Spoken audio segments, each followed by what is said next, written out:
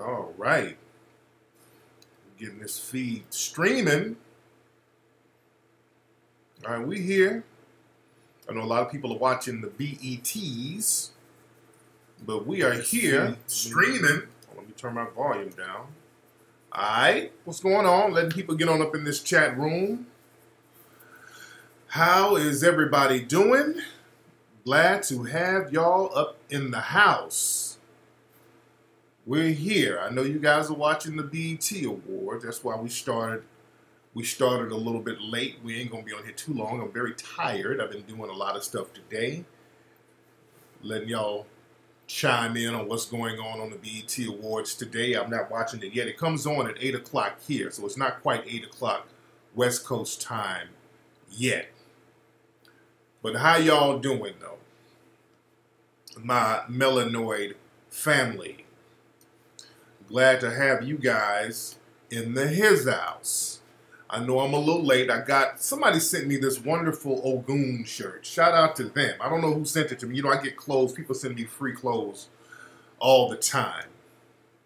But somebody sent me this wonderful Ogun shirt. So shout out to them. Whoever did that. Shout out to them. Wonderful. Let me turn my volume down on this side too. Them. All right. All right, so we're here. Oh, hold on. Oh, this is Nipsey Hussle texting me. Hold on. I got to talk about my man Nipsey. Hold on. Nipsey Hussle is texting me right now. Hold on. He got squash. Hold on. For those who don't know, hold on. Nipsey Hussle had to slap the shit out of somebody tonight. So, Nipsey had to slap the taste out of motherfucker's mouth tonight. Hold on. I'm getting it right now. Hold on. Let me get the clip of Nipsey popping dude in the face. That shit was funny as shit. Oh man. Hold on. I have to check on him and see if my dude is alright. Oh man, hold on. I asked him what happened. Let's see what's up. Hold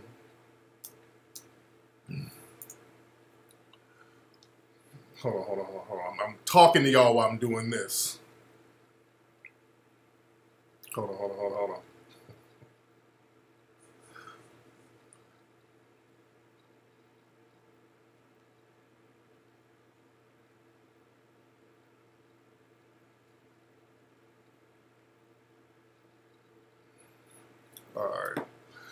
All right. Let me play that clip of Nipsey. Hold on. So y'all put some context to this. Hold on, let me find it. I should have downloaded it already. I should have had it already downloaded. But you know.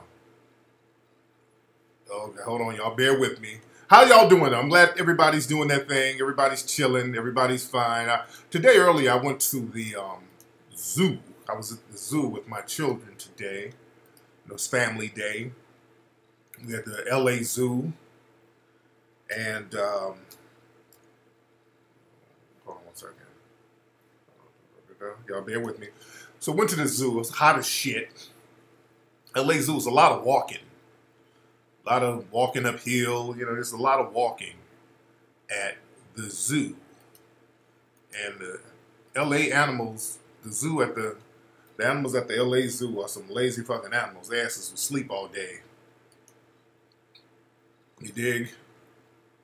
Okay, so let me get this clip. Hold on. So the animals, we barely saw any. Their asses sleep just like niggas. Like niggas on Sunday. Sleep, chilling. So we didn't get to see too many animals. The only animals we got to see were the real big ones, like the giraffes. You know, these motherfuckers sleep standing up, so you can't help but see them. But all the other animals was like, fuck all y'all, nigga. They were like, zoo sploo. We about to go in here and take us a nap. All right. Okay, come on, thing. All right, I'm trying to, let me see if I could play this clip of Nipsey slapping dude at the BET Awards. I don't know, it was some kind of altercation. I'm trying to get the skinny on it from Nipsey. He texted me and said everything was squashed. He said everything is cool now. So y'all bear with me. So let me play. And I don't know what happened. It looked like somebody who worked at one of the venues down there, something. You dig? Hold on 1 second. So let me play this slap. It was real fast. Hold on 1 second. There it is. All right, check it out. This is it. This is Nipsey slapping the shit out of somebody at the BET Awards. Hold on. Oh,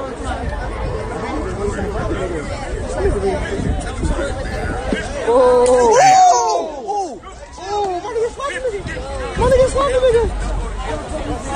He just slapped the nigga. Oh, shit. Fast. Nipsey from behind. Let me play that. Let me see if I can play that again. Let me see if I can play it again. Oh,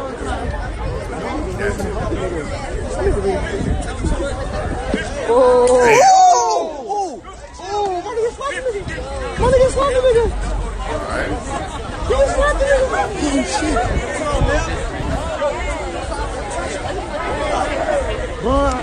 Somebody said that was the victory slap. Man. So I'm trying to see what happened. I think Nipsey hit me up later and let me know what happened. He slapped the taste out of dude's mouth. Shout out to Houston. What's up to Houston? Yeah, they said that's the victory slap. You dig? What's up, POV Hilarious D? Oh man. Oh, that was funny. That was funny. Nipsey is the homie. That's the homie, man. That's the dude.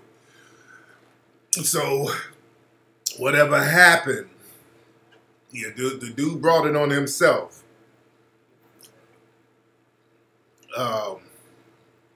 You said, who got arrested? I don't think Nipsey got arrested. Nipsey just texted me, so I don't think he's arrested. I don't think so.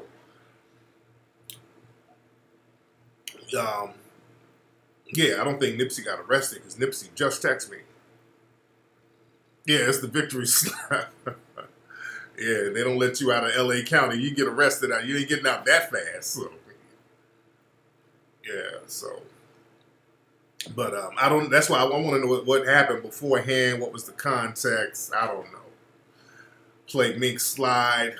Yeah, man, because Nipsey's a real chill dude. So, the dude Nipsey had to put hands on.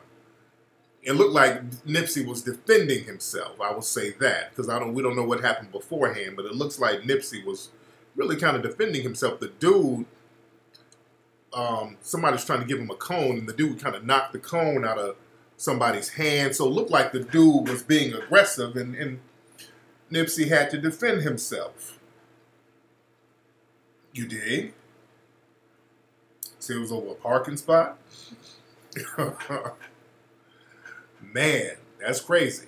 Yeah, that was real. Wasn't no sound effect.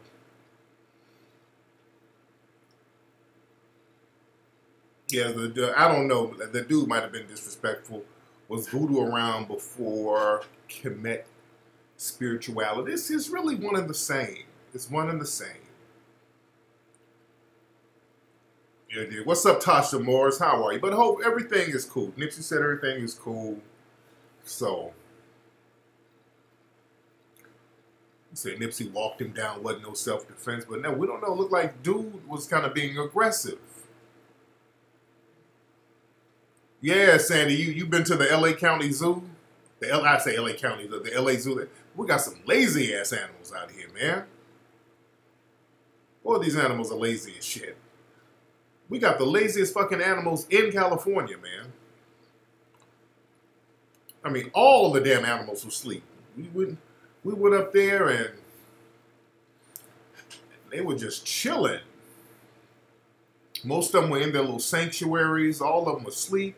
Hell, nigga, the fish weren't even swimming. Their asses were asleep. Like, goddamn.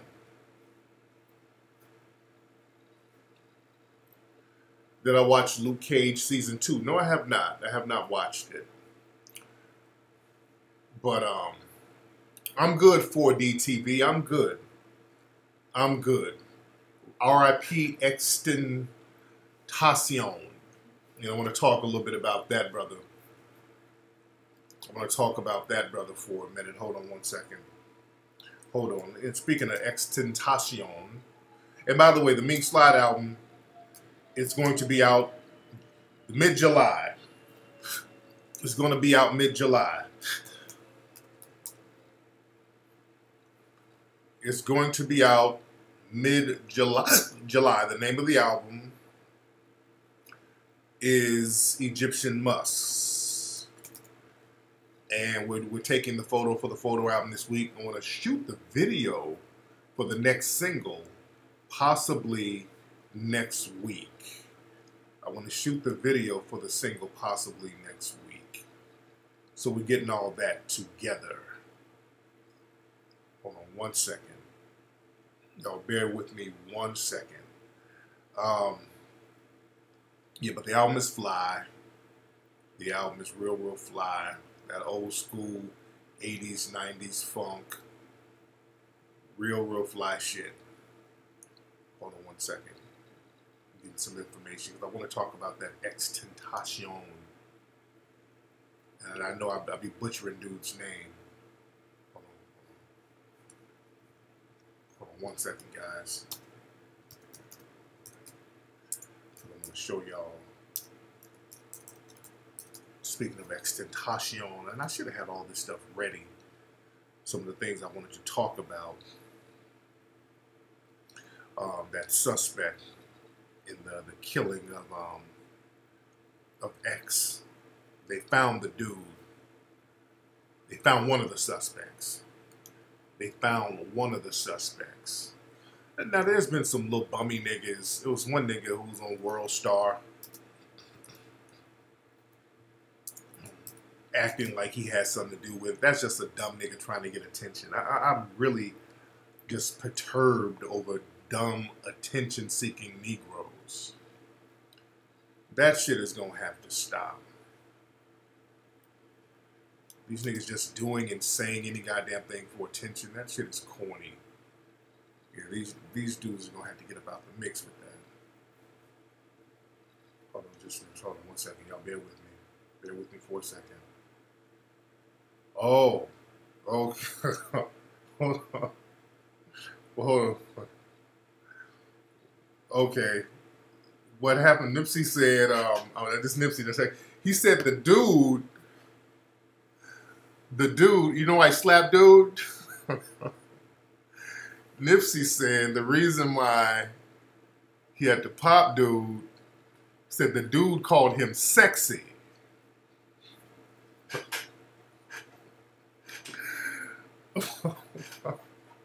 Wow. Hold on. He said the nigga he popped in the mouth, the nigga called him sexy. Wow. Damn. Okay. That's hilarious.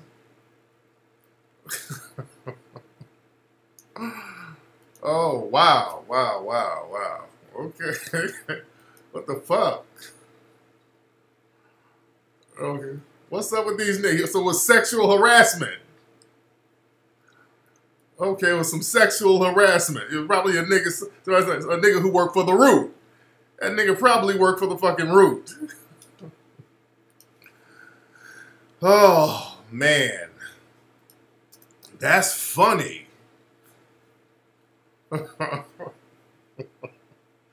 What's up with these moist niggas are getting real bold now? That's funny, nigga. Well, the dude, these moist niggas are getting real aggressive. Man, these niggas are getting real goddamn aggressive, boy. These niggas are getting aggressive as hell. They stepping to niggas like, yo, my nigga, you sexy, homie. Nigga, what, you forget? Does this nigga know where he is? You don't come up to no dude and say no shit like that. Oh. Hold on, Nipsey says, Wow, wow, wow, wow.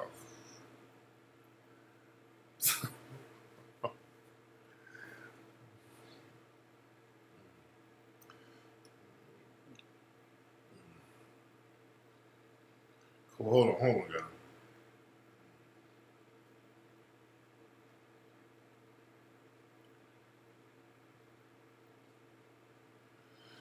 All right, sorry about that.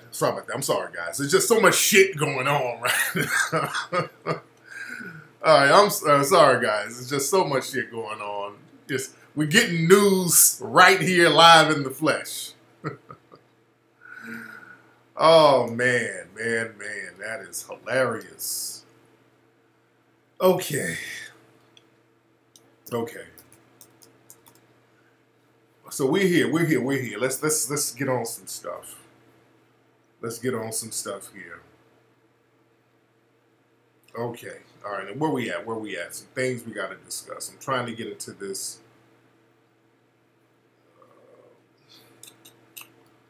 Hold on. Because I'm trying to find something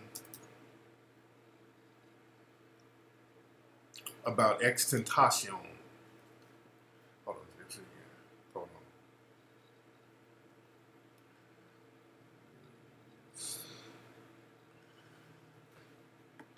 on. All right. Sorry about that. All right. Hold on.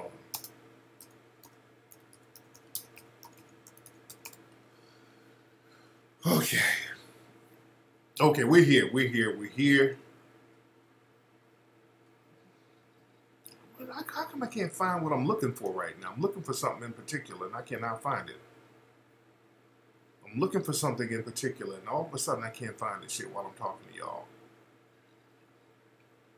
I'm trying to find something about the murder suspect. Hold on.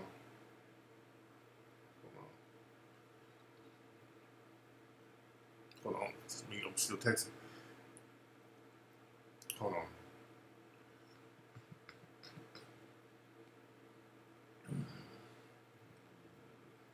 Hold on. I'm sorry, guys.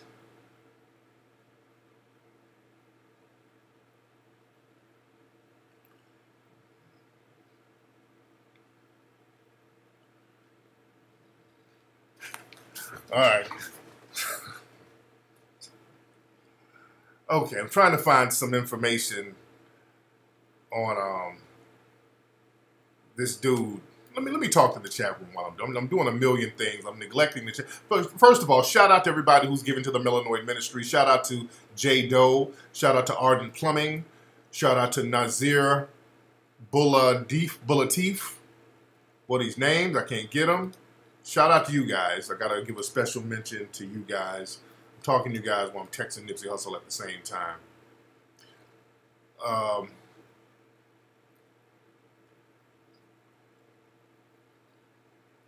I'm trying to see if I should get him because Nipsey said I kind of want him to call in, but I don't want him to say anything that's, you know what I'm saying.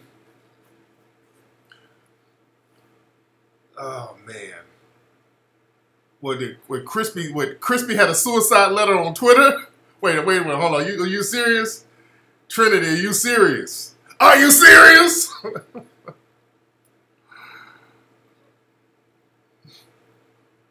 Oh, I'm gonna talk about Permit Patty. Hold on, wait. Did Crispy really have a suicide thing on Don't say that though. Don't, please. Yeah, I don't want to. You know what I'm saying? I don't want him to say anything that's gonna, you know.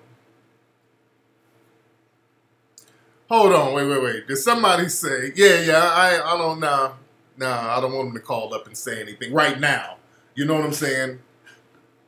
Because no telling what they, this shit just happened. So, I don't want my man to put nothing out there that's going to really come back on him. So, but wait, is you serious? Wait, are you serious? Hold on. Did Crispy have a suicide note? Come on, let's be real. Come on now. It was a Kuna-side. He was getting trolled heavy last night.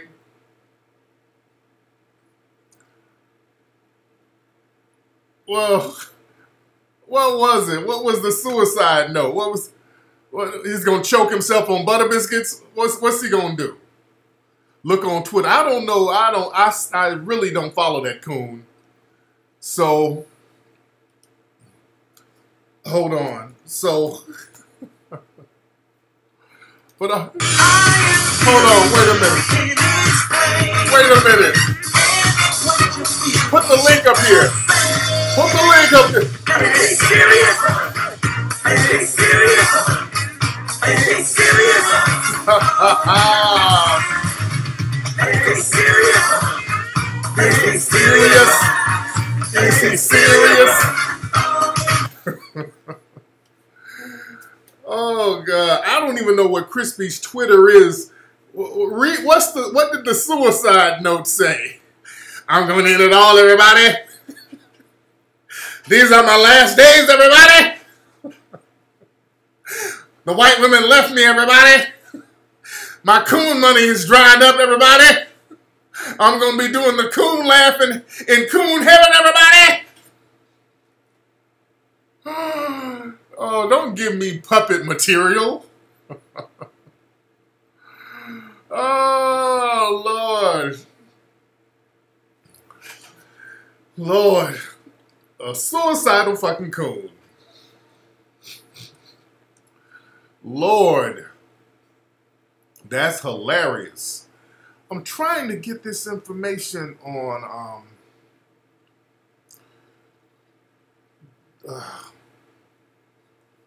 hold on. I want to bring up a point. I'm trying to bring up a point about the suspect in the, it's my sister T. Everybody's texting me. Yeah. What's that? Everybody say what's up to my sister Tia out there in Detroit. My baby sis Tia. Well, I can't find what I'm looking for this dumbass nigga. Oh, here it is. Here it is. Here it is. Here. This is what I'm looking for right here. This is it. This is what I'm looking for right here. Okay, this is what I'm looking for right here. Okay, this is what I'm looking for right here. All right. All right. Let me touch on this. If I can get this. Okay, got it. Okay, hold on. So y'all know they got a suspect for X, the rapper X Tentacion. Unfortunately, the brother was murdered. It was a botched robbery, really. So the dude, one of the dudes involved is a dude named Tariq Williams, I think. I think that's his name. And what happened? They got surveillance of the dudes walking to Extension. He was in a store buying a motorcycle, trying to buy a motorcycle. He went in a motorcycle shop, and there's some dudes went in there. They saw him, so they left, and there's surveillance cameras of the dudes who walked in there. So the dudes went to a store, bought some ski masks and shit. So they got surveillance of them doing that. And evidently they waited for X to get out. Then they pinned him in, robbed him, and then shot him. This is what they said happened. And they got one of the dudes, one of the main suspects, I think it's Tariq Williams, something like that. His online name is Tattoo Man Chucky. One of these old dusty flossing niggas on the gram. And do y'all know this dumb nigga, they got him because, number one, they were looking at his social media and he was giving clues. But also, this nigga wore some shoes. They said he had on some orange shoes during the robbery murder, and he was wearing the same shoes on social media. All right? Y'all see this? All right? So this dude let me talk to y'all niggas for a minute. You dumb motherfuckers. If you're gonna do some dusty shit like a murder, first of all, don't wear no loud orange male Fashion Nova fucking flip-flops to the murder. Alright? Don't wear no loud fucking Fashion Nova flip-flops to a murder. Secondly, after you commit a murder in some loud, moist, bitch-made Fashion Nova flip-flops that's bright orange, don't wear the motherfuckers online. Damn, niggas. You gonna wear these loud-ass shoes during a murder and then wear them online and you flossing in your fuckboy-ass flip-flops? Damn, man. What's wrong with niggas?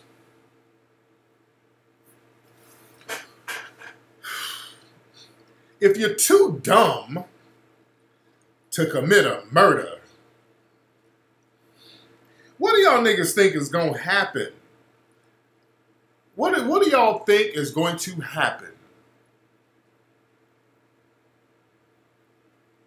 Let me explain something to you guys. This is why if you do something, if you go out like that, if you're gonna take a penitentiary chance like that, y'all need to don't let the white supremacists walk around you going to jail for life, and there's these white supremacists walking around and you ain't doing nothing.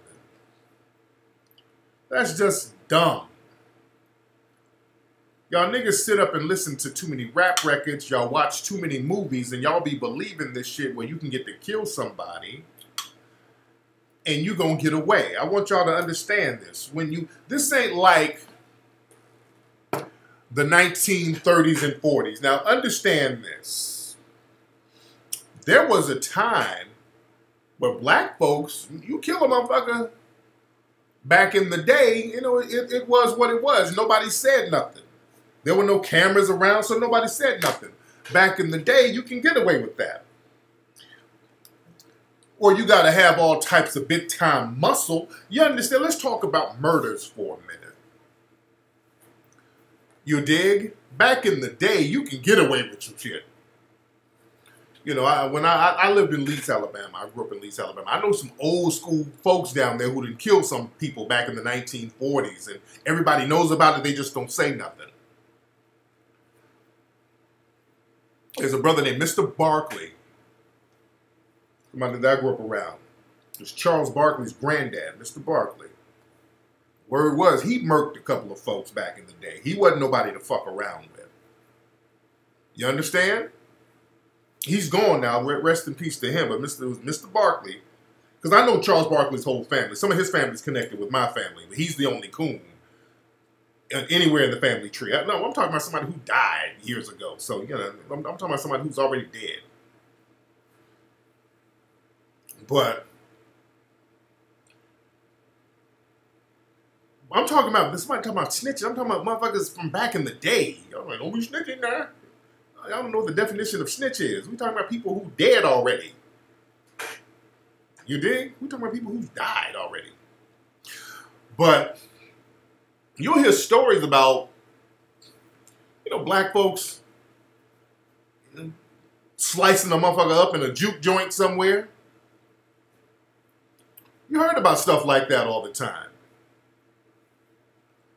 There was a dude in Chicago, there was an old gangster named Albert Bell. Albert Baby Bell was a big-time gangster in Chicago back in the 1920s and then like 19-teens, something like the 1918s. I mean, real early 20th century. And this is when they were doing the policy thing. They were doing something called policy, the numbers, which was a lottery. This is where they get the modern lottery from here. But they were running numbers, and a lot of these policy dudes were becoming millionaires. You had big-time people who were running these numbers, and they had enforcers. These number runners, Chicago had some real big time numbers guys, and they were millionaires. These who your millionaires were back then, and they had enforcers. Like when people weren't paying or whatever, you know, they send the enforcers at them. And there was this cat named Albert Bell. He murked a few people, but this dude was so gangster. Yeah, all that, those Bumpy Johnsons and all those people, they were murking folks for real. But they had the muscle and the juice to keep motherfuckers quiet. You better not say nothing. And Albert Bell, he would murk motherfuckers like in broad daylight. He'd murk somebody and there's a whole bunch of other folks around. And this is when, you know, you kept your mouth shut. Albert Bell, as a matter of fact, he's the one who taught Iceberg Slim how to pimp. This is how gangster he was. Albert Bell was the one who laced Iceberg Slim with the game and taught him the rules of pimping, because Albert Bell was a pimp too. He was a pimp and a gangster and a hustler. So this dude was not a joke at all. So it was a very famous trial. Baby Bell, yeah, that's his name, Baby Bell. But his name was Albert Bell, Albert Baby Bell. But yeah, he murked folks, and you know they went to all the witnesses. They were like, "Hey, man, you didn't see nothing, did you?" Nope. You understand? So if you won't have muscle like that, you dig? If you don't have muscle like that, then you really shouldn't be doing anything. So a lot of these cats, they watch movies and they think, okay, I'm going to murk somebody, and just like in the movies, I'm going to go home and chill. No, number one, if you ain't got no muscle to shut folks up, or you ain't got no muscle downtown where you can pay off prosecutors and pay off judges and stuff like that, because a lot of those policy dudes, the Bumpy Johnsons and all those dudes, they could pay off judges and all that. You dig? If you ain't got it like that, you need to sit your ass down. Because number one, you murder somebody. First of all, there's already a bunch of people in jail who's already looking for information to gather so they can get out. And we live in Instagram society right now. There's an Instagram society where everybody loves telling, everybody loves talking, everybody loves snitching. So now you got people in jail who got family members out here who's trying to help them get a deal to get out. So if you murk somebody, you got a bunch of niggas lining up trying to work out a deal to get their cousin out. Shout out to Dominique, who just gave $19.99. So you got a bunch of folks lined up trying to make a deal to get some relatives out.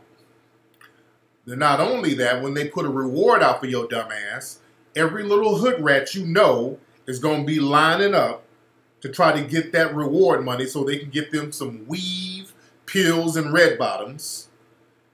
That's another thing. These little hood rats y'all niggas fuck with, all you got to do is slide a little money at them, and they'll tell everything they need to know.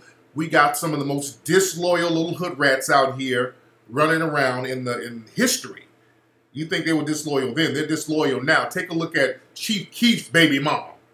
Did y'all see her all getting smutted out by Tekashi? I saw an interview where she's talking about, they asked, well, did you and Tekashi fuck? She's like, no, we didn't fuck, but I sucked his dick. That's what y'all niggas are having babies with right now. Low budget, bummy, non-loyal ass broads like that. Look at Rich the Kid. People are still looking at the chick he was with, real funny style. People are looking at her real funny style. But I'm going back to Chief Keef's baby mom. But for her to get up there and talk about, well, she sucked your enemy's dick and she's bragging about it, nigga, men, brothers. Let me talk to the brothers. Stop spreading your seed in garbage.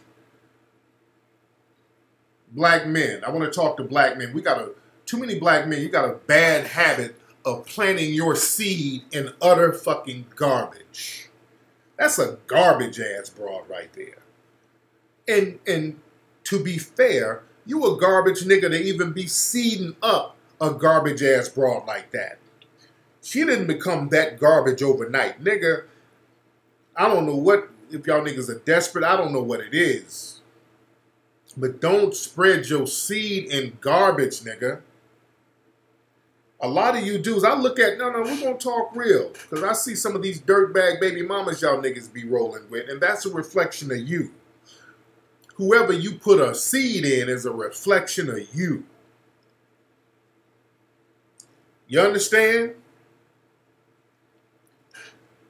Because that's how you value your seed based on the people you put that seed in. That's a reflection of you. That's why I don't want to hear nothing about no dirtbag baby mama. Nigga, you put your seed in that. Notice when niggas' money is funny, look at the quality of baby mama they have when their money is right. You understand? Niggas don't value their seed. This is why you notice a lot of professional athletes, and I've said this before, a lot of them will have a bunch of children who are around the same age. If you look at a lot of professional athletes, a lot of them have a bunch of, they'll have like 8 or 9 5-year-olds. They got 8 kids, all of them the same age. You'll see a lot of that with athletes. They got like 4 7-year-olds. A bunch of kids around the same age. And why is that? They get a bunch of kids, and they had a bunch of kids around the same time, because usually that's the time they got signed to the NFL or the NBA. Usually that's around the time they got signed. So they're just now used to getting a number of women. So now, because they don't value their seed as of yet, they still got that dusty nigga mentality, they fuck every damn thing. You understand? They start banging and knocking up every damn thing, and then somebody starts pulling their coat years later, and then they're complaining and all this stuff. Because they haven't learned how to value their seed. Now, the women that's finessing their ass, they understand the value of that seed. That's why they're running game on these niggas. You understand? You got to value your seed. It's very important you know where you bussin'.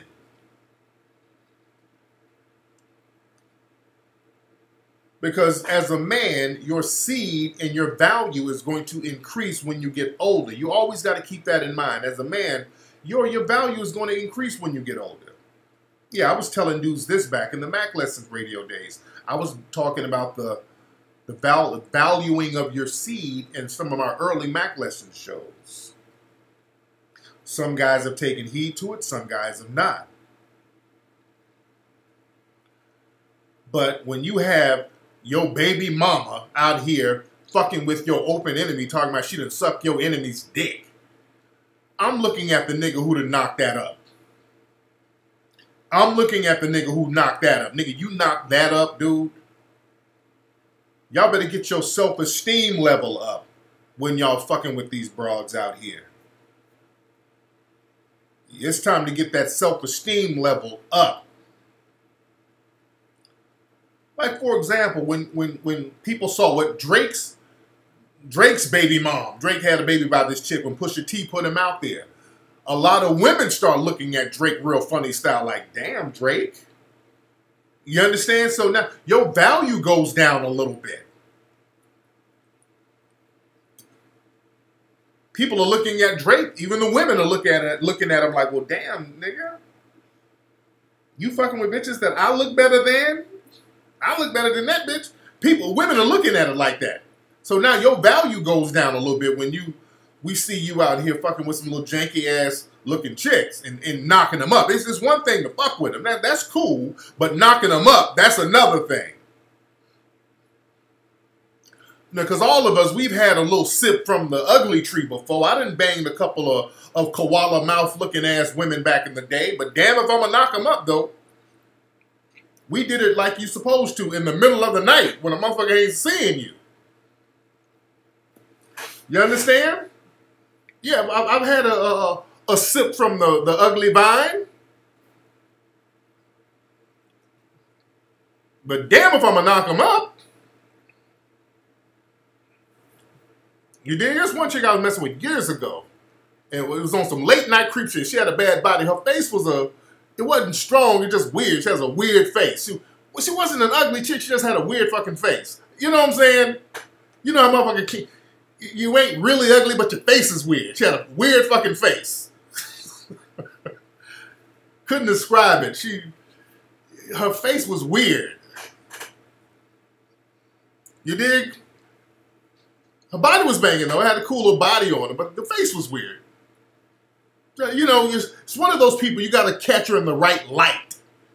You know what I'm saying? So it was at night, she was cool. It was kind of a butterface thing at cool. Because I would kick it with her real late, so I'd go over to her spot, and it was the lights was off, so it was cool in the dark. But one day, I ran into her at, where were we? On the Arsenio Hall show. You know, we used to go up to Paramount to the Arsenio Hall show and kick it. And plus they had the dance machine. What was that chick who did Dance Machine? Not Paula Abdul. The fuck is her name? There was a show that came on right after Arsenio. It was Dance Party Machine, some shit like that. It was a dance show. So everybody would be up there kicking it. It was Howard Hewitt's ex-lady. What was the show? The Dance Machine, Party Machine? One of those fucking shows. But we'd go up there and kick it. That's the thing. And, no, hold on. No, I'm not on the side. Nia. Yeah. Nia, what was Nia's last name? It wasn't Rosie Perez. No, it was Nia something. Nia Peoples? Yeah, Nia Peoples. Yeah, that was Howard Hewitt's ex-chick. And she hosted a show called Dance Machine, Party Machine, and all the little fly honeys be up there chilling. We'd be up there, me and the homies up there chilling. So I was, me and my folks, my dudes, was up there at the Party Machine, and the old late night creep girl was there. She showed up. I didn't know she was coming. And she started talking to me. And then one of the homies saw me talking to her. And I was low-key trying to get away so the homies wouldn't see me talking to her. My homeboy Donald, I told y'all about my man Donald before, the little dude with the mouse voice. The one who could play basketball real good. I told y'all about him. And so Donald was with me. And I was talking to a girl, and Donald saw me from across the way, and he thought I was in danger. He came up, you know, he has a little mouse. He said, "What's up, G? Everything okay?"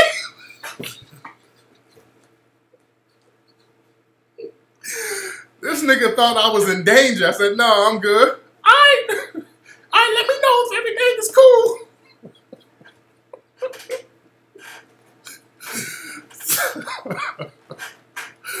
Yeah, Donald the one who be dunking on him. But Donald thought I was in danger fucking with this shit.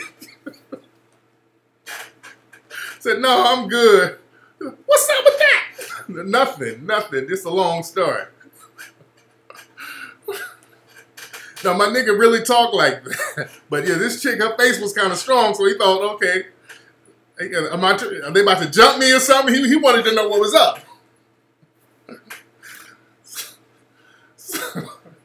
So even the homies would low-key, you know, say, "Hey, nigga, what's up? Everything all right, my nigga?" I said, "Yo, everything is good." Everything is cool, dude. Everything is good. You know, so that's back in the day. You couldn't, you got to be real low-key about fucking with a motherfucker who wasn't up to par. You couldn't be, the last thing you do is knock him up. Donald is still around. Donald hit me up the other day. A few months ago. "Hey, what's up, Jim?" So Donald hit me up. Donald's good. That's my nigga, man. Donald is still good. Donald's good. But nigga, back then, dude, I'm going to get Donald on the show so y'all don't think I'm bullshitting. Donald really, that's my nigga. He really talks like that. And Donald, you get mad bitches. But yeah, he sound like Elmo. Our nigga sounds just like that, dude. But Back then, nigga, if a motherfucker face was a little weird, niggas had to deny that. Like, nigga, I heard you fucking old girl. Hell no, nigga, what the fuck? Man, get out here with that bullshit, man. I don't even know girl like that, homie. You niggas you started getting all defensive.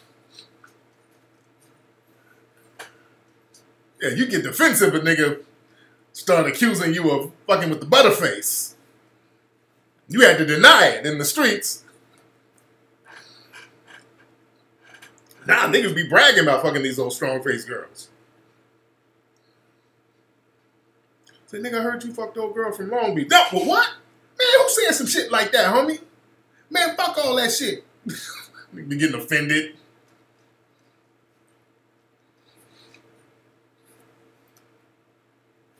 Man. But yeah, but the thing is, who lying on me? But yeah, man, you just, the last thing you did was knock that up. You weren't even supposed to be talking to them motherfuckers in public in the daylight. Let alone knocking them up. Oh no, y'all done had a couple of the butterfaces. Sometimes the butterface gives it, they got something good going on there. Sometimes the butterfaces got something popping. And ladies, y'all too, ladies. Some of y'all ladies, y'all act all high and mighty, but some of y'all ladies done fucked a nigga who looks like goddamn Shabba Ranks in the face. Some of y'all ladies, y'all done fucked a nigga who looked like Flavor Flav. All right? And then try to be on the low about it and try to act like you didn't go there. Let's be real, ladies.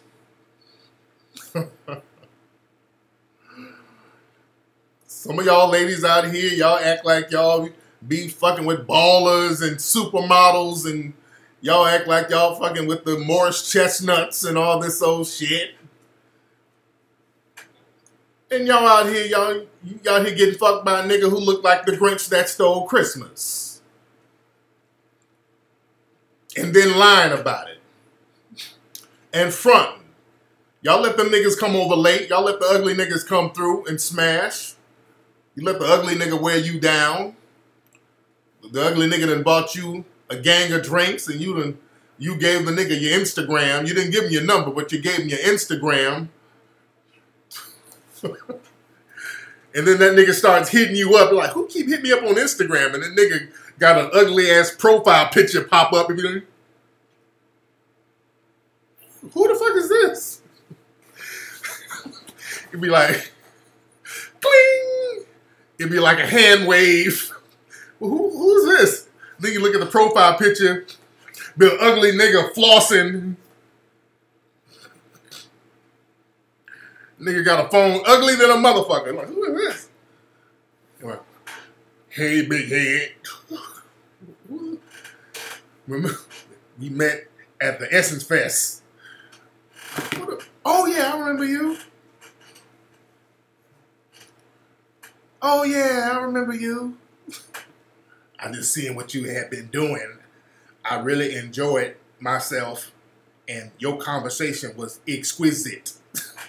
Okay, thank you. And that nigga be wearing you down. He'll text you the next day. It's ding! Happy birthday. Thank you, thank you. I'm gonna buy you something for your birthday. Then they can buy you some shit.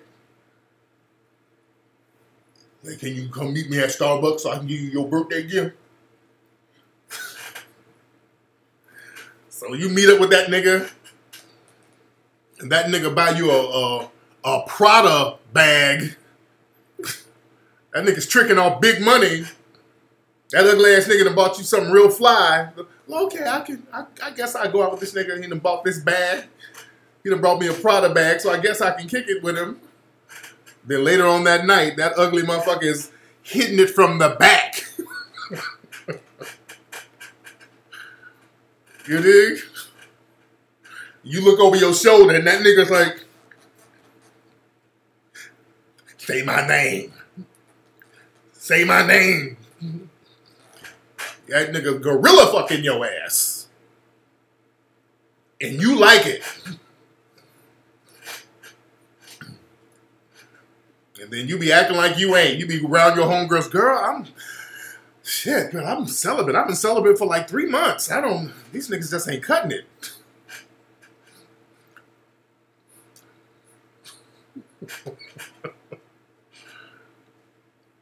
And then that ugly motherfucker catch you and your homegirls out on the low. You out with your homegirls and that nigga show up. Hey, what y'all doing here? You all shocked as fuck, you know. Your homegirls are like, who is he? Oh. Hey y'all, this is nigga have a old nigga name. No, this is Bernard. Hey, this is Bernard, y'all. I met Bernard at Essence Fest. It's Bernard Jr. It'd be some real country ass nigga shit. This is Bernard Jr. Hey lady, how y'all doing? Hey. The Bernard Jr. to tow your ass up, and now you gotta explain Bernard Jr. to all your friends.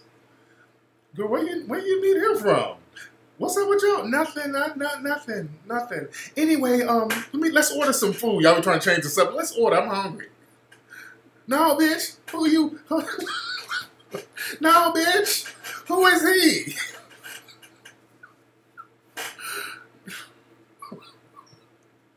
Nobody. He ain't nobody. You dig?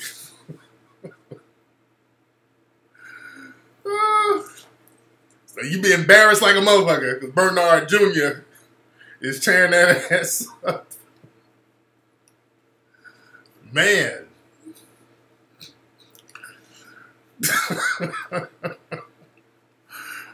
You got you an old, ugly sugar daddy.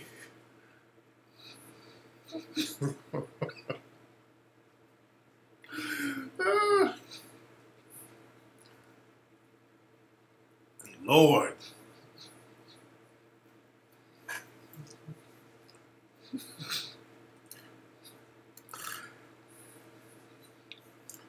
Yeah, Bernard, he be having one of them old ass, he be having one of them old sexualized names and shit.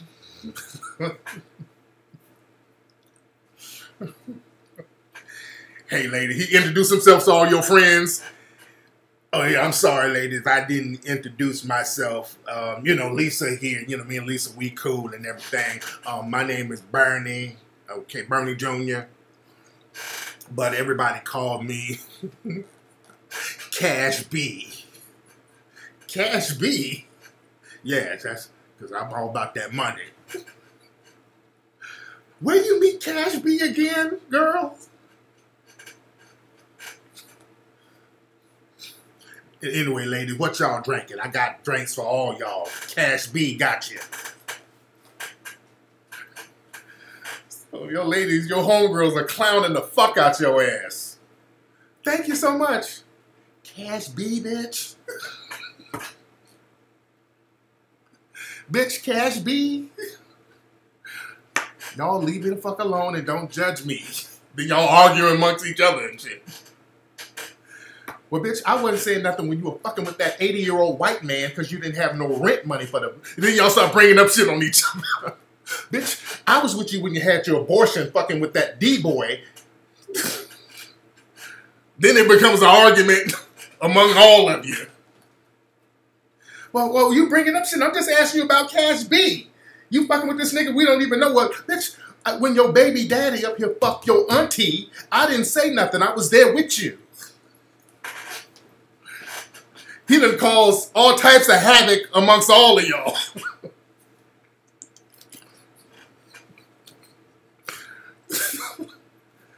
Everybody's defensive.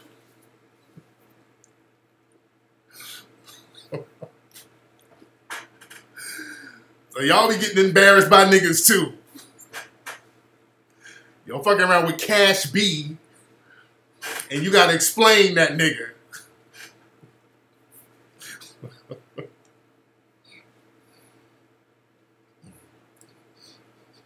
Yeah. Man, man, man. So your mom was dating a dude named Herman?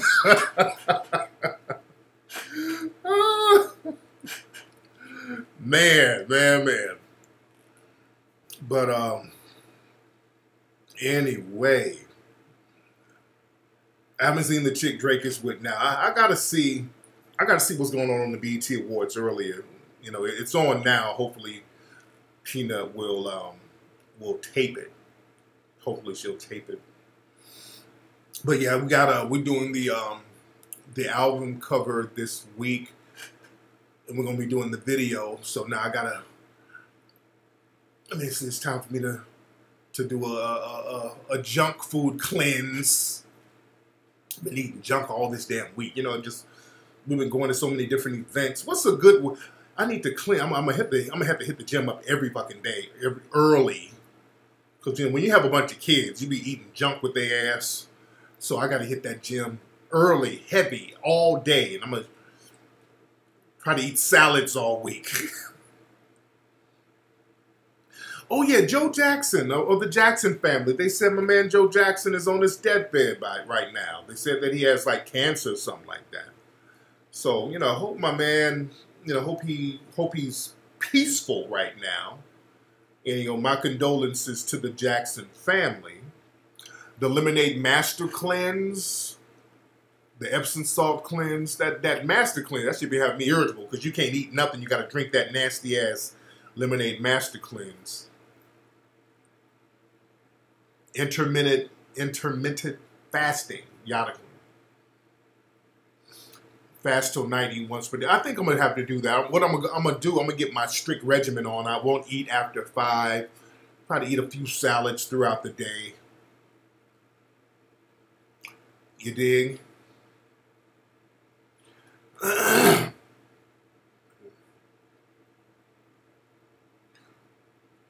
Yeah, Nipsey slapped dude because Nipsey said old dude called him sexy. Nipsey said dude said he was sexy. But that's what happens. You dig? That's what happens.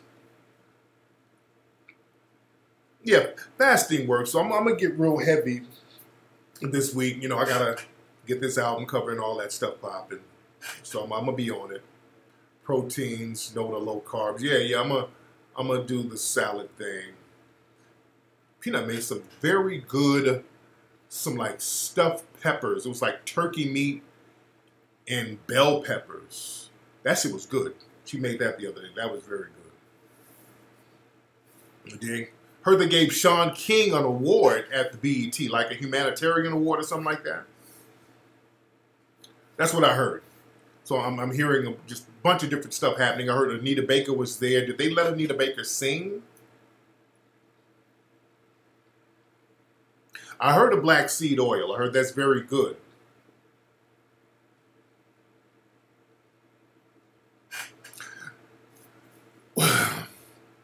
I kind of have a basic idea for the cover. I kind of have a basic idea. I'm trying to figure out what we need a female model for the cover. We need a female model, which we'll look around and we'll find. My people out there, if anybody's in LA, you're a model, hit me up. Let me see what's going on with you. Email me at info@tariqelite.com. info@tariqelite.com. The album is done. The album is done. And we finally got it mastered the way it needed to be mastered. The mastering company, they kind of finessed me a little bit because I had to pay them extra for some bullshit. But everything is mastered correctly. It's sounding right. Everything is sounding right. Yeah, they should have let Anita Baker sing. Black seed oil is good for high blood pressure. Well, I'm going to get some of that shit. I'm going to get some of that. Yeah, Freddie Gibbs. I saw his cover of the Teddy Pendergrass. That was tight. I like that. That was tight. So we're trying to. I got a couple of ideas for what we're going to do for the cover, but we got to have a fly female model on there. You dig? Yes, we're going to get vinyl pressed up. We're definitely going to get vinyl.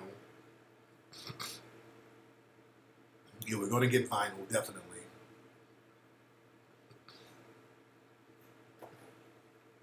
Apple cider, I do the apple cider thing.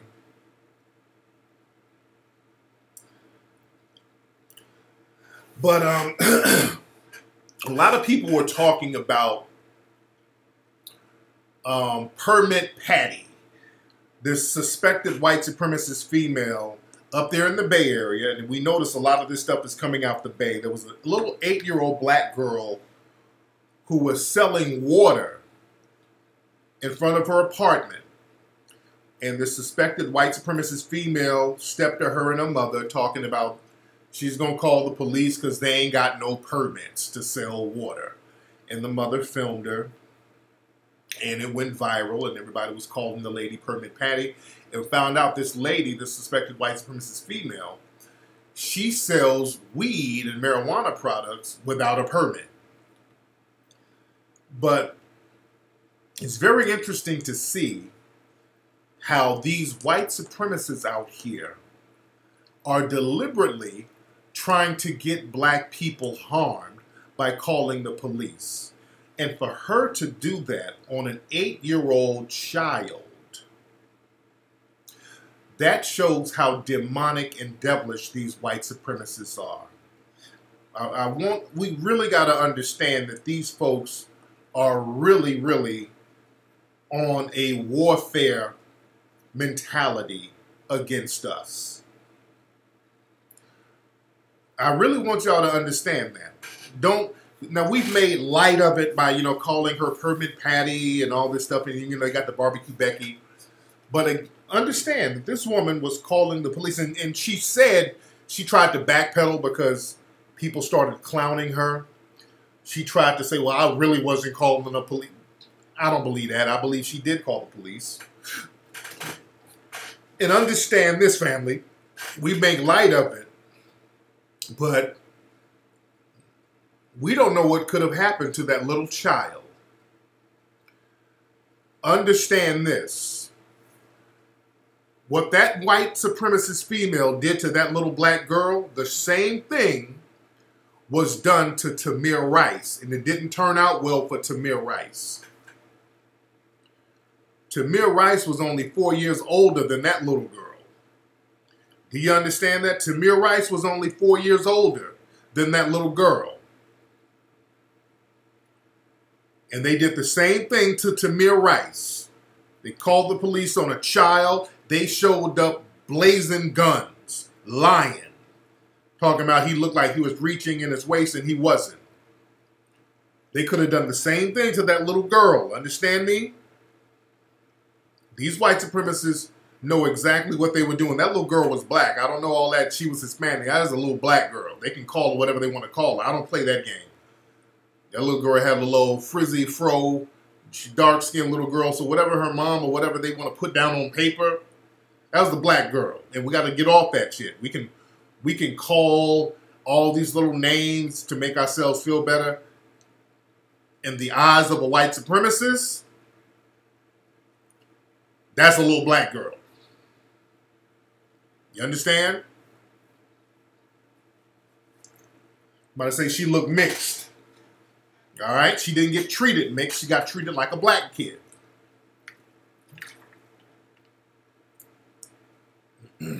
Yeah, so she's getting dumped. They're dumping her. There's another, we all know about Barbecue Becky, the white supremacist female who called the police on black people barbecuing. There was another white supremacist female doctor up there in the Bay Area where this brother went to the doctor.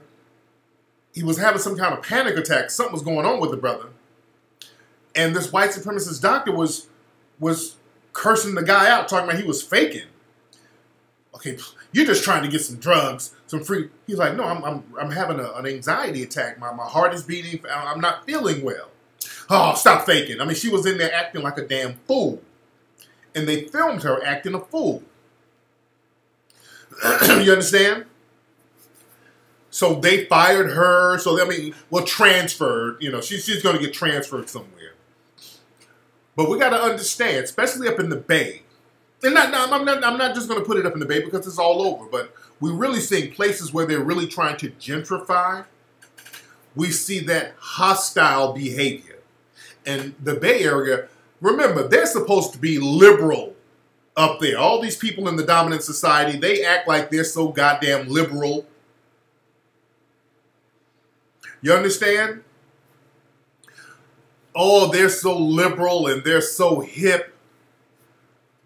I want y'all to stop going for that. Oh, they pretend that they're so liberal. And you notice these people are the first ones to call the police on you. You did? I don't play no games with these folks. See, black people, we get suckered in by the nicety. Sometimes they'll smile at you and they'll greet you, hi, hi. And then behind your back, they're calling the cops on you. Black folks are going to have to get in a position where they're going to have a certain level of mistrust for these suspected white supremacists automatically. You understand? Black people are way too trusting for those in the dominant society.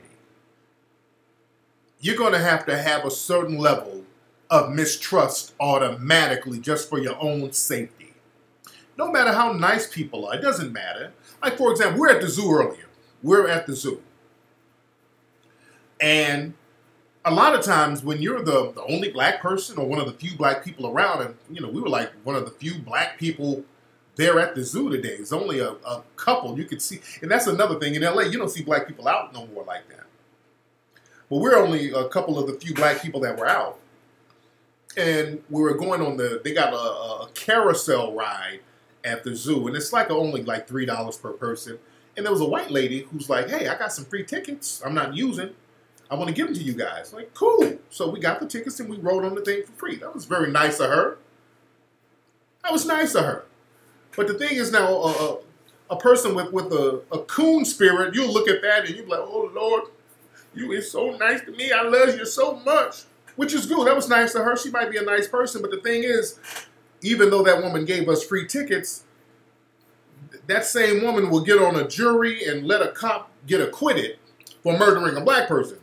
I always keep that in mind. Just because a motherfucker is nice to me individually, that doesn't mean that they're not team white supremacy. I never forget that. I never let that go out of my mind. So, you know, we can be nice and cordial on an individual level, but when it comes to the team sport, I'm team melanin empowerment. Because that person can still be team white supremacy. And this is where black folks get confused. And black people end up learning the hard way. We were talking about hustlers earlier. Let's go back to Iceberg Slim. Let's go back to Iceberg Slim. Iceberg Slim, when he was young, the author, former pimp, he died back in '92. But when he was young, he met another white hustler. And this white hustler was a big-time ex-con. This white hustler had a long rap sheet, a whole bunch of crimes. So him and Iceberg Slim befriended each other. So Iceberg concocted a scheme to rob a jewelry store with this white hustler. And Iceberg laid the plan out, and they were going to go knock off this jewelry store owned by another white guy. So when they got there to rob the place, the police were already there waiting, and Iceberg Slim got arrested. And he almost went to jail, but he talked his way out of going to prison. But Iceberg got arrested. And the thing is, the hustler, the white hustler that he was trying to get down with, that white hustler had a brother who was a police officer. So this guy told his brother what was going down. And the police tipped off the jewelry store place. So they were already waiting on Ice. So they were team white supremacy. You understand? And also, the white hustler, by turning in Iceberg Slim, he got to get a job on the police force. They gave him a job as a reward for him turning in Iceberg Slim. So the thing is, we don't get that. We think, and I always say this, if you're a hustler, don't you ever hustle around those suspected white supremacists. Don't ever, ever, ever, ever hustle around them. You don't ever hustle with them. Those are the last people you hustle with. Any kind of street business, do not get in business with them. Any suspected white supremacists, do not. That's a major rule. You dig?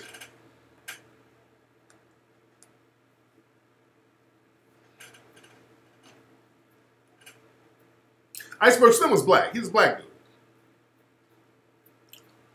But on some, oh, he put that in Trick Baby? Okay, because I never read Trick Baby before.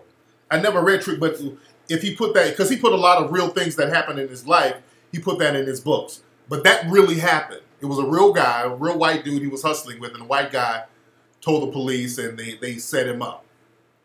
The white dude was Team White Supremacy.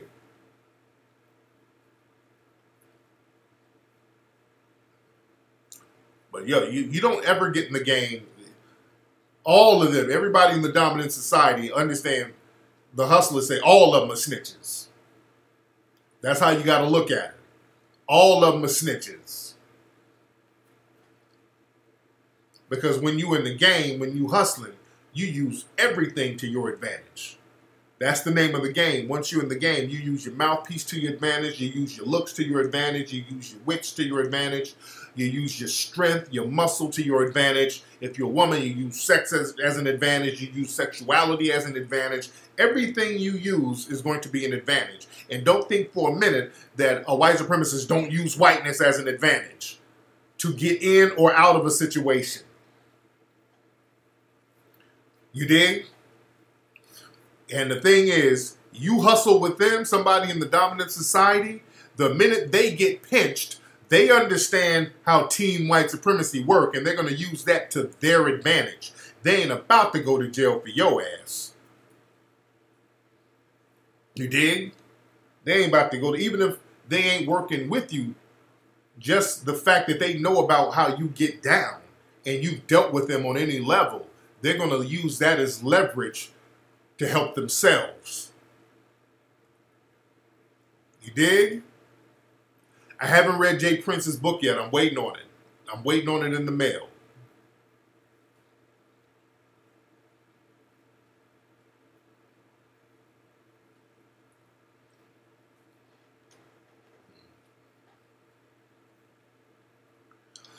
But back to the white supremacists with this whole thing where they're calling the police on black people. That's a very deliberate thing. We definitely shouldn't take light of it. These are like murder attempts. That's all they are. These are straight up murder attempts. And black people, again, we're going to have to start thinking militaristically in terms of protecting ourselves. We got to understand that there is nobody to go tell to. You understand? We think if we protest and march and beg, somebody out there is going to have some humanity and stop folks from harming us. No, it's only going to work if we do it. Just like with Permit Patty, it was black people on that woman's ass. It was black people on her, making her lose jobs, exposing who she is. It was black folks getting on our ass. And that's how you got to do it. We got to do it on our own. Because what's interesting, the dominant society, they'll still try to make excuses. The Permit Patty, I saw some articles talking about, well, she's getting death threats now. And she's really sad. I don't give a fuck. I saw an article talking about Roseanne. You notice when these people get caught up with their racism, when we start giving them that work, the dominant society is up there trying to prop them up and be sympathetic towards them. I saw a few articles about Roseanne talking about, well, Roseanne, well, she doesn't, I don't have anything now. I'm so sorry. I don't have anything. they're trying to be sympathetic about Roseanne's ass. No. Even about Permit Patty, I've seen a couple of these Negroes that's connected to the Root and Ebony and all these people talking this, oh, well, we gotta be careful how we attack the Permit Patty lady because, you know, we don't want to become like them by attacking them. Man, if y'all don't shut the fuck up with that bullshit, y'all miss me with that when they go low, we go high. Miss me. Miss me with that. No. Whenever it's time to give white supremacists that work, we get these old mush mouth sympathetic ass. Nah, let's not go overboard now. These old plantation Negroes caping for white mommy. I've seen a few Negroes talking that. No, I don't want to hear that. Y'all niggas cut that out. Every time it's time to give white supremacists that work, here y'all go with the old loyal plantation buck talk. Hold on now. We can't be raiding people now. We can't just do them any kind of old way now. And people, the Lord knows her heart. Shut the fuck up. My God. Man.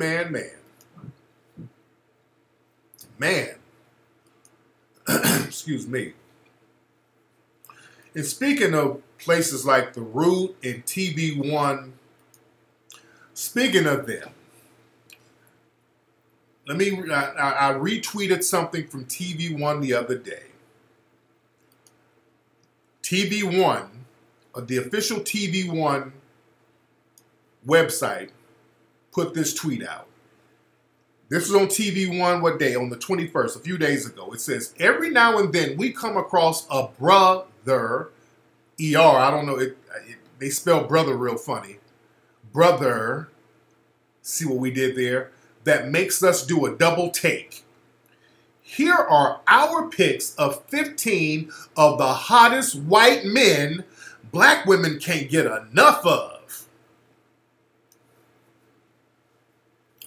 That's TV1's official website. They tweeted that on the 21st, a couple of days ago. While these race soldiers and barbecue Beckys and permit Patties are calling the police on black female children, they thought it was appropriate to get their ass up here talking about white zaddy being hot. We're so inappropriate, it's ridiculous. This is the traditional black media, family. That's what your traditional black media, that's what they value. It all boils down to zaddy worship. And notice bedwenching, the bedwenches are really, really getting bolder these days. The bedwenches are getting real bold these days. I posted and retweeted some of these bedwenches out here, some of the shit that they be talking about. There's one bedwench, a shea butter feminist, and I put up a series of tweets. Her name is Crystal Fleming, PhD. So she's supposed to go around doing lectures about racism and all this, and she calls herself a black feminist. And she put up a tweet the other day. She said, I don't think black men should be allowed to speak about race in public without having first studied black feminism. And then she said, let me amend that. I don't think black men should be allowed to speak about anything in public without first studying black women's work. Now watch it when they try to hide behind black women. These bedwenches and shea butters, they try to hide behind black women. And this is a tweet she put out a few months ago. She said, especially when you do this kind of work on white supremacy and oppression day in and day out, practicing interracial love can be very healing. Now, this black feminist, Crystal Fleming, is in a relationship with a white lesbian. Understand that shea butter feminism is all about one thing and one thing only. Interracial sex. That's all it's about. That's all it's ever been about. We've been saying this for years, and they're just basically coming out and saying it themselves. It's always, she called me a hotep, they've always disparaged, and they call straight black men cishet, cisgender, cishet. So they got little epithets for straight black men. But the shea butter bedwenchers, these shea butter feminists, it's all about interracial sex with them. They want to lay up with white women and white men. That's all it's about. Just really, really understand that. That's what they value. That's what they value. And we got to understand, when we deal with these white supremacists, we got to know who's with us and who's against us. We got to know who's team empowerment and who's team gutter sex. Because these people are totally content with having gutter sex with white mommy and white daddy. The shea butter feminists, these people are the worst. They're more dangerous than you guys can imagine. That intersectionality, pansexual bullshit, they're more dangerous than you can imagine. You dig?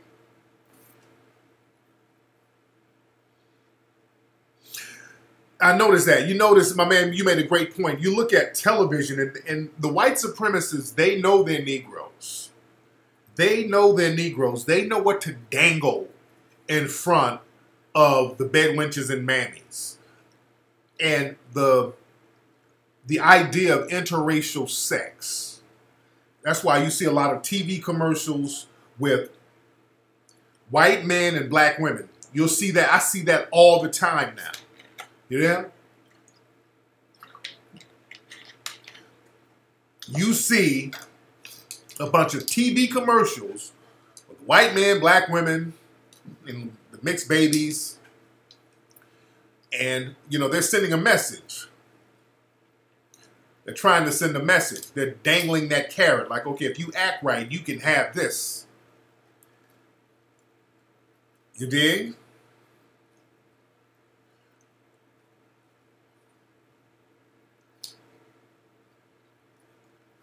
So we got to be on our empowerment shit, and we got to be on code heavy.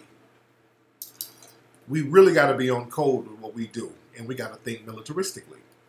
And we got to be bold, and we got to be fearless. We got to get that fear. Because understand this, family.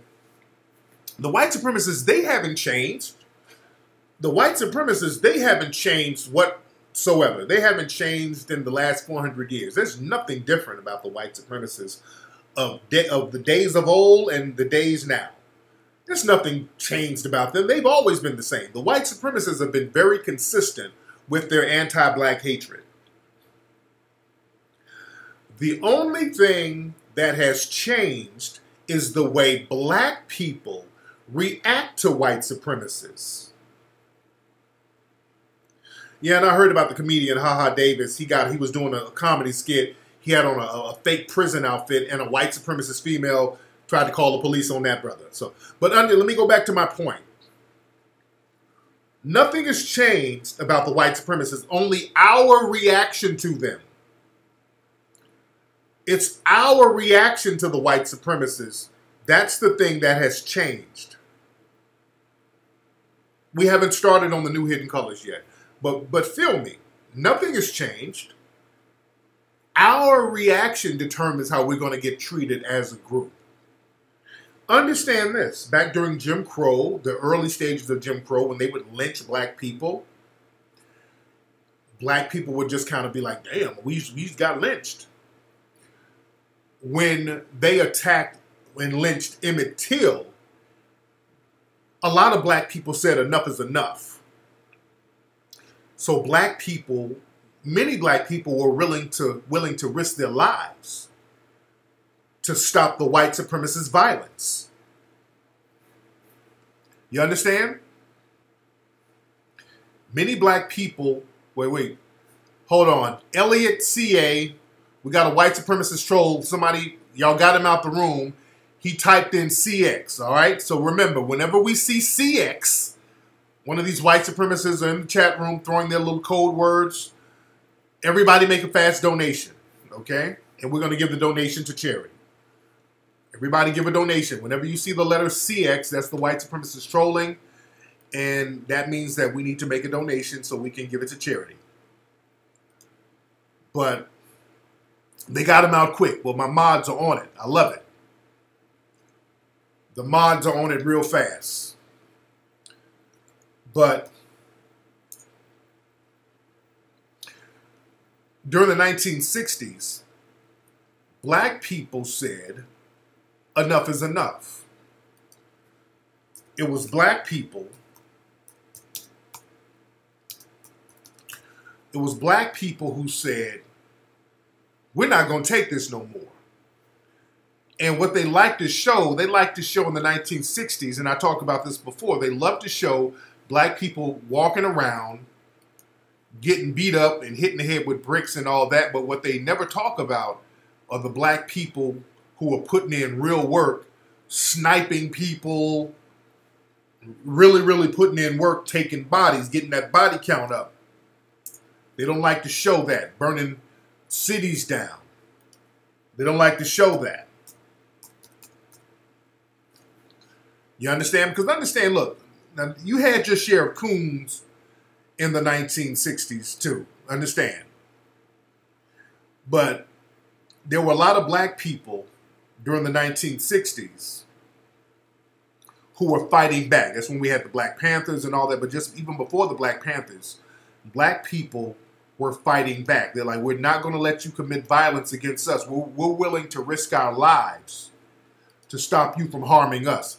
That's why the Watts riots got started because they unjustly pulled over a brother and his mother, and they harmed that sister. They lit the whole city up. Shit went down. Black people reacted a certain way. It was black people who said enough is enough. We're not going to take it no more. It was black people who said, no, we're going to stop this. In Detroit, it was black people. We're not going to take this no more. We're going to burn this fucking city down and take bodies. But we're not going to take this no more. You understand?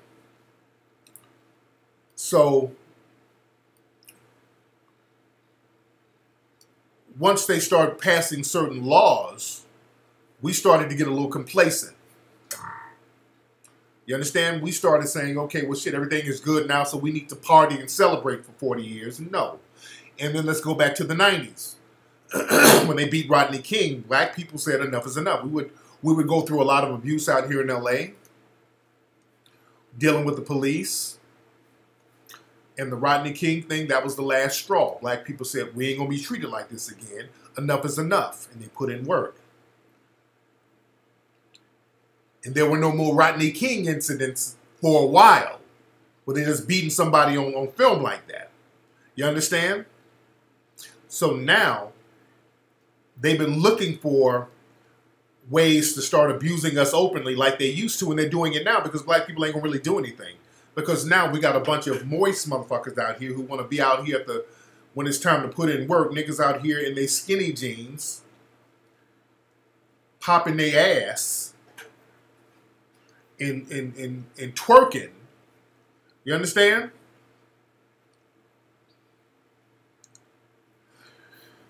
But like I said about the 1960s, and I put this clip up on my social media, I'm going to play this. But understand, in the 1960s, you had your share of coons. The coons have always been around. And even back then, we had the same dynamic then as we have now. We have people like us who are empowerment-minded. We're not afraid to go after white supremacy. We're not afraid to speak it. But we're in the minority.